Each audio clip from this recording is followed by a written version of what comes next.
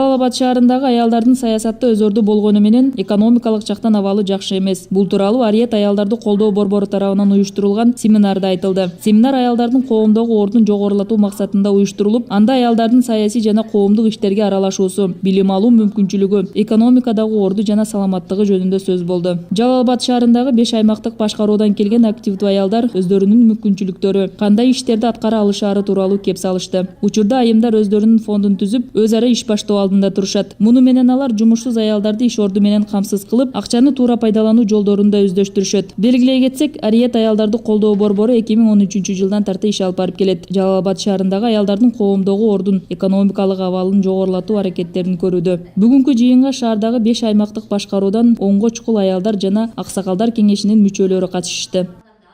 Ушундай кылабыз, ушундай иштесек депчи, ошолорду баягы бир жагынан лидер айымдарды алдыга алып чыгуу, ар кандай аял кишилердин баягы немелерин, жанагындай өнөрлөрүн алып чыгуу, баягы шыктанып мындай кылсам ушул иш жакшы болот эле деп жете албай план кылган аялдар бар экен, кыздарыбыз бар экен, ошолорду алып чыгуу, баягы коомго аралаштыруу, ушундай иш-чараларды уюштуруп атабыз. Бизде көбүнчө көп үй бүлөлөрдө же күйөөсүн таптак эле иштетип коет дагы аялдарыбыз үйдө болуп калып атат. Гендердик теңдикте эч качан айтпайт. Аял киши иштеш керек, же эркек киши иштеш керек. Бул үй бүлөнүн жеке тандоосу. Кайсы бир үй бүлөдө эркек киши иштеп аткан болсо, бул аял кишинин дагы выбору болуп калыш керек да.